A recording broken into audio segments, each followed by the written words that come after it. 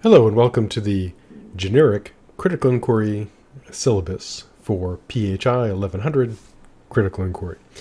And I say generic because essentially it's recorded so I can use it semester after semester, and so it does not include particular dates. It's updated as needed for changes in policies, but the dates will be presented in course and also on Canvas. It's also a very concise version, just in case you happen to miss the first day or for some strange reason of interest in the syllabus otherwise. And so I won't simply read through everything, I'll just hit on some of the high points. And there's the full PDF syllabus on Canvas if you wish to see all the tedious bureaucratic details. So I'm Dr. Michael Labossiere, got my PhD at Ohio State University long ago, and I've been teaching at FAMU quite some time. My office is currently 203 Tucker Hall. To contact me, if you happen to still use a phone, which is probably the worst way to contact me because obviously I'm only going to answer it when I'm there. So it's 850-561-2839. It's much better to contact me electronically because the message sits there. You can reach me anytime. Well, you know the deal. And my email for FAMU is michael.labossiere@famu.edu. And if you're enrolled in a course, which presumably you are if you're looking at the syllabus, you can use the messaging on Canvas, which is useful, keeps a record of all the interactions, etc. In terms of the purpose, goals, and objectives, the syllabus feature these in great detail here, but the gist is this. Critical inquiry, put very informally and practically, is designed to introduce you to methods of critical thinking, which are methods of reasoning, which involves critically assessing claims to decide whether to accept the claim, or reject it, or suspend judgment based on good reasons. And this will involve looking at such things as methods of reasoning, deductive and inductive, causal reasoning, fallacy avoidance, as well as some deductive logic, such as categorical logic and truth-functional logic. And again, the full text of the syllabus contains all the bureaucratic details of purposes, goals, and objectives. For the office hours for each semester, see the syllabus, the PDF one. Also, they're provided on Canvas, but these can change from semester to semester. And as we learned during the pandemic, these can also change during the semester. For the topics, here are the topics. The first part of the course is divided into 4 parts. If you've had a class with me before, you'll be familiar with my 4-part approach, where the semester is divided into 4 distinct parts, each part having its own exam and content, and of course the final covering all 4 parts. And part 1 deals with the following content. Chapter 1, which is critical thinking basics, self-explanatory. Chapter 3, which is clear thinking, critical thinking, and clear writing, and Chapter 4, which is credibility.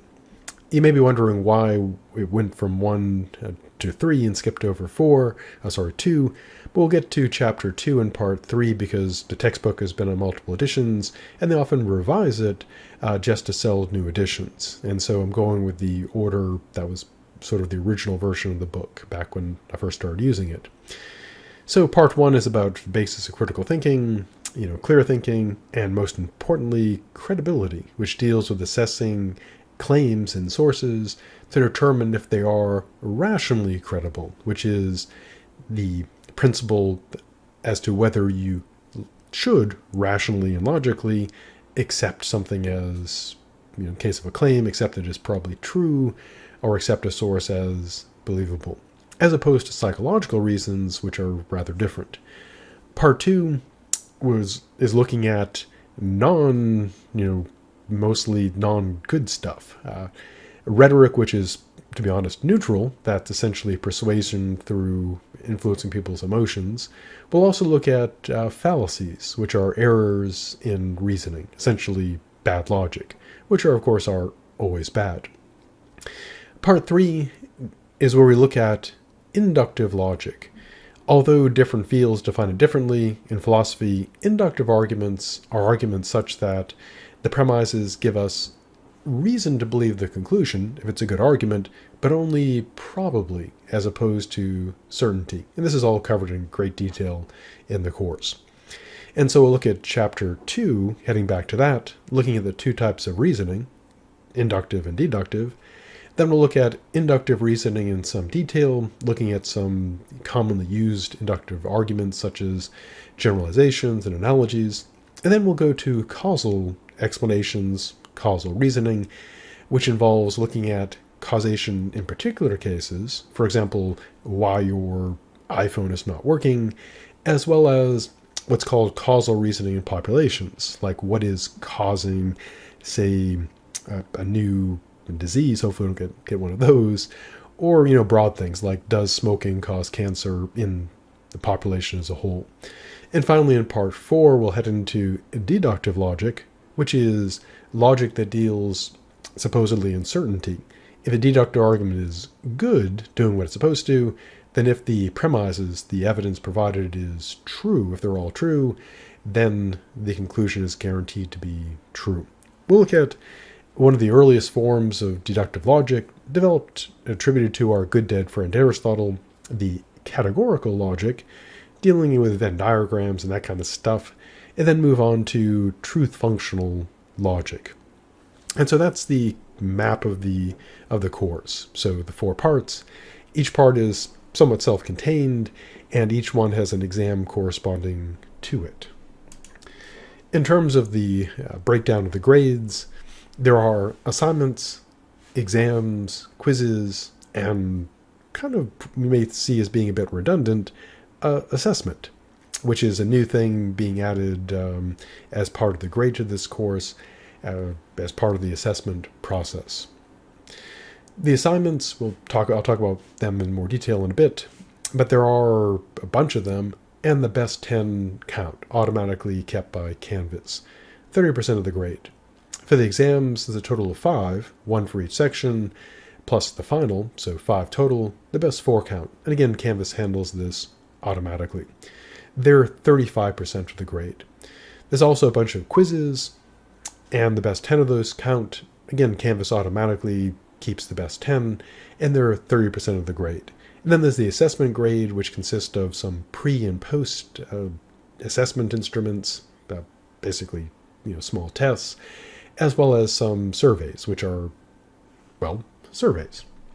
So in terms of how the quizzes work, they consist of 5 true-false questions. They're on Canvas. They're auto-timed, and as soon as you start one up, there's a 5-minute timer. And once you start it, it keeps on ticking. So even if you close out of the quiz, the timer keeps on going. Each covers roughly a week of material, roughly. And each quiz in the description, which you can look at without starting it, says what it covers. So that way, before you take it, you can go in and see what you need to look at. And again, roughly a week of content. Although I've put in some extra ones, which may double up on the content. I mentioned before, the best 10 of these count. Canvas does not delete them or hide the ones that it drops. You'll still be able to see your grades, and it automatically keeps the best 10. So I don't have to go in and do anything. Canvas just does its thing as it does its thing. Now, Canvas has, if you're been a student for a while and familiar with the old Blackboard system, depending on how your previous professors set it up, or if you had me as a professor in the past, the Canvas way of doing grades is correct, but can be somewhat misleading if you're used to, say, different systems. And so on Canvas, I have a detailed guide to how Canvas drops these scores. If you're interested in that, you definitely, if you're not familiar with how Canvas works with grades, you'll definitely want to look at it. Otherwise, you could get some rather unpleasant surprises as Canvas does what it does. And since each professor can set up Canvas quite differently in terms of how the scoring works, whether it's percentages or points, etc., it's a good idea to look at the way I've set up Canvas, take a look at the grade explanation, and that way it all makes sense. Again, mainly to avoid, it's not going to do anything wrong, but mainly to avoid misinterpretations of how you think the grade should be working and how it actually does its stuff. And again, it can be misleading, but I'll post regular announcements about that as well. For the assignments, each one is 5 questions. Unlike the quizzes, they have no timer. They're, to use kind of a, silly metaphor, they're not on the clock, they're on the calendar. So they're available until they're not, until what I used to call the deadline approaches. And so you can go in, work on them as you wish, leave them, go back to them, work on them some more, just before to be sure to submit them before the calendar runs out. And the best 10 of these count. And just like, again, like with the quizzes and all the other stuff, if you're not sure how Canvas does its thing, be sure to look at the grade guide on Canvas to see the explanation of how that works. Because again, it can be misleading, less so now, but when we first switched over, it did create a fair amount of confusion. For exams 1 through 4, there's one exam for each section. Each exam corresponds just to its section. So exam 1 just covers part 1, exam 2 just part 2, etc. Each exam consists of 25 true-false questions randomly selected from a question bank. You get your own Canvas-crafted exam. Also 25 multiple-choice questions selected at random from extensive question banks. And it's on a 60-minute timer. And that starts up as soon as you push the start button. And if you exit the exam, it doesn't stop. So to use an analogy, it's like going to the movies as opposed to watching something on like Netflix or Hulu or Apple TV, where you can pause things. When you're in the movie theater, you go in, the movie keeps playing, although you can leave anytime you want, but they're not going to stop the movie for you. Whereas in something like Netflix, of course, you just click pause. So the exams, the timer keeps on going, it does not pause. And as I mentioned before, Canvas, the way it handles dropping scores or keeping scores, it can be misleading. So if you're not familiar with how it does that, be sure to see the grade guide on Canvas, which explains in great detail exactly how that works to avoid surprises. Exam 5 is the final. It's like the other exams, except for it's also not. There are 50 true-false questions, 50 multiple-choice questions, so double the size, but you also have double the time, 120 minutes. And same deal with the timer. Once it gets going, it doesn't pause for you. There's no pause function. It just keeps on going. The content of the final is randomly selected questions from all 4 parts. So questions can come from anywhere in the course. It is, as one would say, comprehensive. Now, the best 4 out of 5 exams count, which means that as a practical thing, once you've looked at all your grades and everything's in, and you've done the grade check, etc., then you can elect to simply not take the final. It'll score 0, but if you did the other 4 exams, Canvas will keep those. Now, the way Canvas drops exams, again, it doesn't do it incorrectly, but it can be misleading. So always be sure to check your grades, look at the grade guide, and I'll also, throughout the course of the semester, post reminders about how Canvas does this to avoid unpleasant surprises. So before deciding whether to take exam 5 or not, be sure you've run the what-if scenario using the Canvas what-if function, which is explained in detail on Canvas, before deciding simply to not take it. Because, again, there could be an unpleasant surprise. Canvas is working correctly, but be sure to check all that stuff before deciding not to take it. For the grade scale, pretty standard grade scale. 90 to 100 is A, 80 to 89 is B, 70 to 79 C, 60 to 69 D, 0 to 59 F. Canvas has a grade estimator. It's what-if function. And unfortunately and weirdly, as a professor, I can't use that. I can't go in and run scenarios for you to see what you could get. So if you say, hey, what do I need to get on all my stuff to get a grade, I'd have to do all that calculation by hand, and I'm pretty bad at math.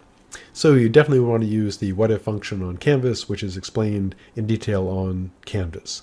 And as I mentioned before, the way Canvas drops grades is correct, but can be somewhat misleading. It can be somewhat unexpected, so be sure to check that grade guide. Also, you're required to check your grades regularly, so be sure to check your grades, confirm that they're correct. Be sure to confirm that you have done, the correct way for checking them, which is explained on Canvas. And if you run into an issue, inform me immediately about the grades. That way I can address any things that happen. I will be regularly downloading the grades from Canvas and backing them up in case nothing ever has ever happened, but just in case this is the first time. And if something does happen to your grades mysteriously, be sure to contact the appropriate IT personnel so they can, address that matter. There are a lot of policies spelled out on the syllabus. I will not just simply read them at you, because you could go read them yourself if you're interested. These cover things like academic honesty, attendance, plagiarism, dress standards, grade policies, behavior. This should be updated to Canvas. Changes in the classes, cheating, compliance, email enrollment excuses, extensive absences, facts, grade discussion, grade information. This is all spelled out in great detail on the syllabus, but things that if you need to know them, you can look them up on the syllabus. There are also, of course, policies on incompletes, makeups, the last day, and unusual and special circumstances. The gist of that is if for the unusual special circumstances, if you find yourself in unusual or special circumstances, which by definition are unusual, so I can't list them all out on the syllabus, contact me as soon as possible. And if they impact the class and proper documentation is provided, then I will be happy to work with you to accommodate all unusual and special circumstances. You need to, of course, to contact me as soon as possible, because as it gets further and further into the semester, there's less and less I can do. So if someone contacts me, the second week saying there's issues with work and their scheduling, I can work with that.